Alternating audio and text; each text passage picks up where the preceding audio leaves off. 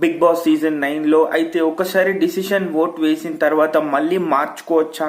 అసలు మార్చుకోకూడదు.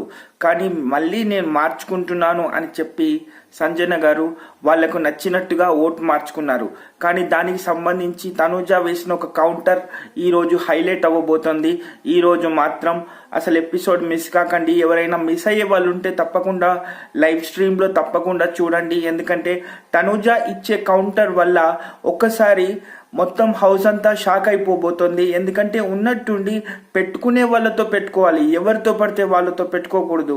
And already ఎవరికి ఎంత అమౌంట్ కావాలి అనే విషయంలో అందరూ 0 ఇచ్చి you are not at all a contributor in the house అని సుమన్ గారు చెప్పారు. అండ్ సుమన్ గారు ఇంకొక మాట కూడా అన్నారు, ఏంటంటే 93 డేస్ నుంచి తను ఉన్నట్టుగా నాకు కనపడలేదు, హౌస్లో కనపడలేదు అని చెప్పారు. మరి హౌస్లో కనపడకుండా మరి 93 డేస్ నుంచి సంజన గారు ఉన్నారంటే చాలా గ్రేట్ కదా. కాబట్టి ఒక్కసారి ఓట్ వేసుకున్న తర్వాత మళ్ళీ ఓట్ని తీయకూడదు అనేది బిగ్ బాస్ ఒక రూల్.